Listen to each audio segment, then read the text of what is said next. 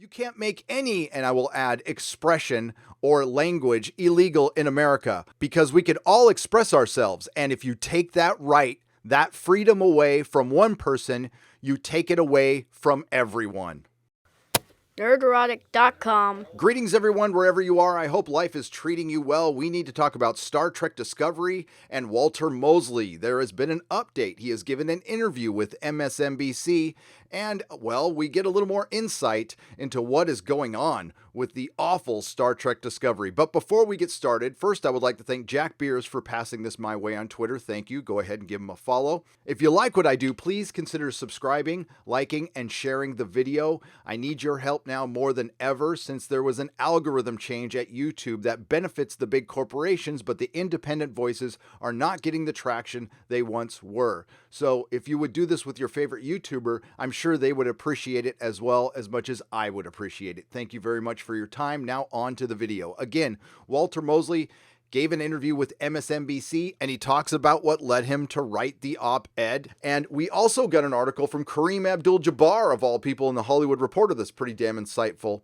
on this as well. And the good news, before we even get to both of those things, we're starting to get a pushback against the PC culture, the word police, the cancel culture, and we need more creatives from Hollywood to speak up because we know there are some on our side, this common sense side, because they do realize that in a technocratic, totalitarian society, nobody is going to be free to express their individuality, express their creativity within any form of art or just at home, because we're going to be watched every second and there's always a snitch around every corner in this world, unfortunately. And it certainly gives us insight into the quote-unquote writer's room of Star Trek Discovery, and it certainly gives us an explanation on why this show is so bad. It sounds like it's impossible to create anything, any form of a narrative, anything that's coherent, because people are worried about other people snitching on them in the writer's room. And you just got to think the people who have been there from the very beginning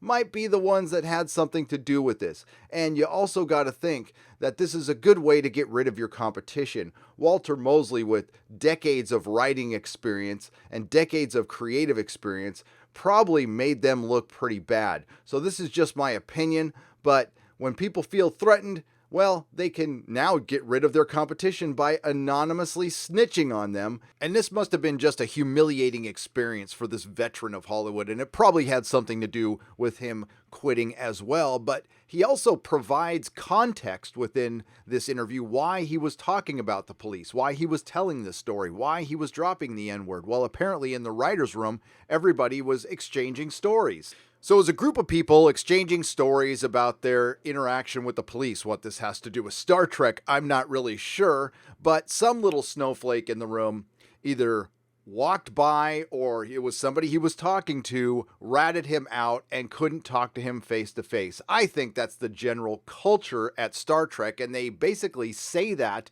within their response, which we'll get to later. But if that snowflake would have hung out, they would have learned why they're not being creative at Star Trek Discovery. They would have learned why their writing is so bad, because he explains it within this new interview within MSNBC. Again, I apologize. I'm not going to actually play it. I don't want the copyright strike, and I don't want to pass on anything from MSNBC.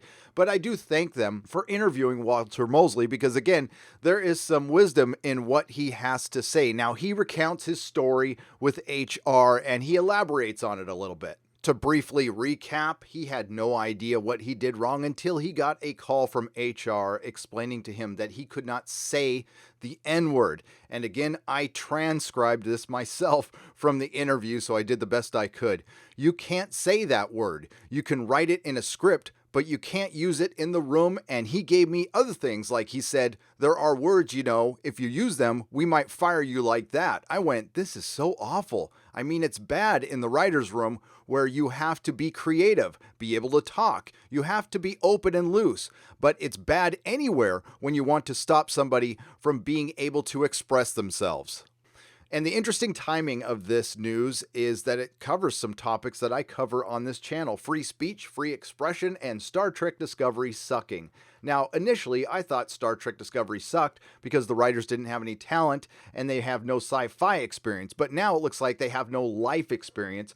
And that might explain why so much of the writing really does suck from Hollywood in general. But to be fair, this is one person who ratted on Walter Mosley, and this is one person who, in my opinion, was probably intimidated and wanted to get rid of him. When asked by the talking head reading off a teleprompter why he quit, Walter Mosley responded, "Well, I could no longer do my job just to begin with. If I'm in the room and thinking, what did I just say? How did I just say it? Who did I just look at? Who did I just touch? If that's the way that I'm going to be, now guided by, these kind of McCarthyistic whistleblowers, snitchers, I said, well, I can't do it. I have to leave." I hope the person who did this to Walter Mosley watches the MSNBC interview or watches this video and learns that you cannot be creative in a safe space. Then Mr. Mosley goes on to elaborate why he wrote the op-ed. That was the first decision at the time, was to quit. Then, talking to friends about it, and I think I should write an op-ed piece. I thought, really, I should write it because a lot of people can't quit. I've gotten lots of emails from my friends and other people saying that happened to me, but I couldn't quit because I have to pay my rent, and I already have paid my rent, so it's okay. Now, I'm going to talk about this a little later in the video, but I do want to address the obvious question that's out there. And while I completely understand people have rent to pay, where have you been all this time? It's Hollywood that's perpetuated the PC police, the word police, and now it's biting you in the ass. And thankfully, there's some people who, have some capital, like Walter Mosley, who could step out of the shadows, basically, and start speaking up against this, and Kareem Abdul-Jabbar, which we'll get to later. Oh, and it's not lost on me that Star Trek Discovery is one of the worst perpetuators of this PC BS that they obviously don't believe in because, they let Walter Mosley go. So the talking head on the teleprompter then asked, where is it appropriate to drop the N-word, and who are the people who can drop the N-word? And Walter Mosley wisely responds like this, I think the only language that really has to be questioned and have some control over is when you're bullying somebody, when you're harassing somebody, and when you're insulting somebody like on purpose. And I will add in the workplace on this, when you're attacking somebody. But that's really it. Other than that, people use language. I might be really upset by somebody of some so-called race, and it might make me mad and upset. But I'm never going to turn around and say, we have to pass a law against them using that language. In my op-ed piece, I talk about the Confederate flag. That's not really my favorite thing. But when people said to me, we have to make that illegal, I'm saying you can't make any, and I will add expression or language illegal in America because we could all express ourselves. And if you take that right, that freedom away from one person, you take it away from everyone. That doesn't seem to concern too many people at the BBC, say with Doctor Who. That doesn't seem to concern too many people with Star Trek Discovery and Alex Kurtzman because A, they don't care about Star Trek, B, they only want to own a franchise, C, they only want to own it however they can own it so they'll kiss as much ass as possible, and that's why there is this no tolerance crap anyway. It's to cover their ass. And, Kareem Abdul-Jabbar figures that out in his Hollywood Reporter article. And again, it's good to see people speaking out on this, but where have you been? We have all heard CBS's response to Walter Mosley quitting. We are committed to having a safe space for our employees to snitch on each other. But Kareem Abdul-Jabbar took exception to this, who works in the writer's room for Veronica Mars apparently, and went to the Hollywood Reporter and wrote something that, made a lot of sense. Most of it did. I don't agree with every word of it, but Kareem Abdul-Jabbar who decides who's allowed to say the N-word.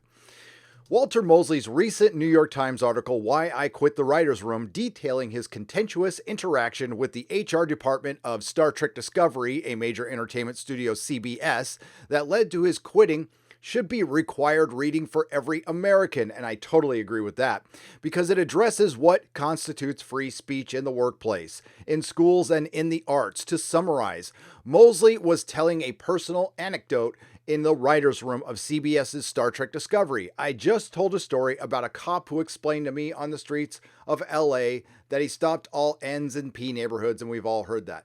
An unidentified writer in the room complained to Human Resources about his use of the N-word, and HR admonished Mosley not to say the word again. He could write it in a script, they explained, but not say it aloud. Mosley's response was to quit the show.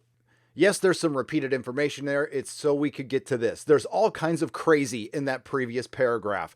The writer who was offended should have expressed their discomfort directly to Mr. Mosley so they could have a mature discussion. This is what is referred to as old school now, though. People don't do that anymore, especially in Hollywood. The offended writer should have asked themselves a few questions about whether or not taking offense was a legitimate response to a black man telling a story that happened to him and quoting the dialogue used. Clearly, the story has much more visceral impact, which was Mosley's point. Plus, these people are writers. They're a bit overdramatic anyway. When you hear the actual word being spoken so cavalierly by a police officer decades ago, we have to add context. And why was there no offense taken to the use of the derogatory patty? Finally, one has to question the ability of the writer to produce complex and layered characters and themes if they lack the sophistication to understand all that.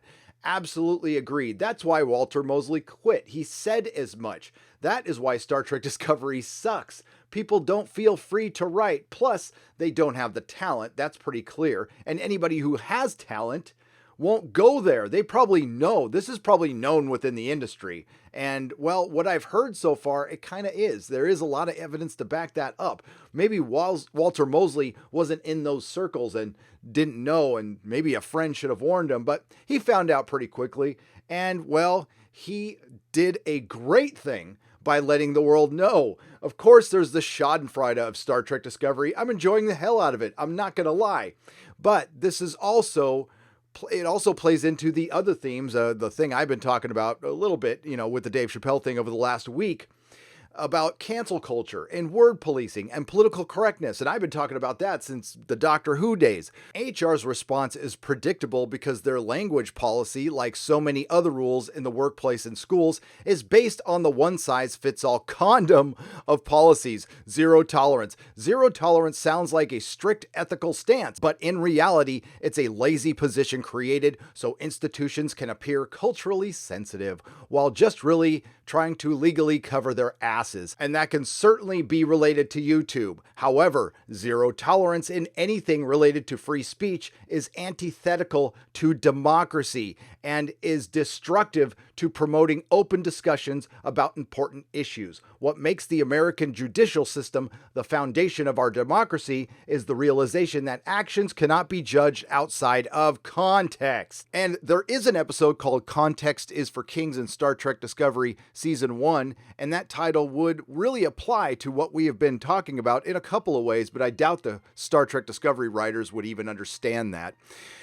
We don't judge just the action, we weigh the circumstances, the intent, and any other factors that illuminate the cause of the action. That being said, with all due respect to Kareem Abdul-Jabbar and Walter Mosley, welcome to the fight, and what took you so long? Hollywood perpetuated this problem you are having, and Star Trek Discovery is one of the worst offenders, and now you're seeing that it is completely fake. Fake woke marketing, fake woke politics being injected into our favorite franchises, destroying our mythology, and, well, certainly destroying Star Trek. Like I said before, it's one of the worst offenders, if not the worst offender, and it just betrayed all of its fake wokeness by doing what they did to Walter Mosley. Those of us in the Fandom Menace have been begging to give you money. We have been begging for you to change, to stop the partisan politics, stop attacking fans, stop perpetuating PC politics, because eventually we're going to stop giving you money. Some of us already have, and more of us are going to stop if you don't listen soon. And I think some people in Hollywood are actually starting to recognize this. We need more of you to do that. This is a plea. You don't need to be afraid anymore. This social intimidation and it's keeping you from being free to create. And that is why so much crap has come out of Hollywood. And Star Trek Discovery is some of the worst of it. And, now that I think of it, where has Sonequa Martin Green been during this situation? They love to tell us how diverse the writer's room is and the cast is. And no Star Trek fan is ever going to have a problem with that. What we have a problem with is the forced agenda, the PC politics, and the horrible writing. And I will say this again, there is nothing I can say that can embarrass Star Trek Discovery any more than they embarrass themselves. And the worst thing Star Trek Discovery can do to embarrass itself in the future is produce more Star Trek Discovery. If you like what you heard, please like, share, and subscribe. If you didn't like what you heard, well, thanks for listening this long. Have a great day, and I'll see you in the next video. Nerderotic.com. Please subscribe.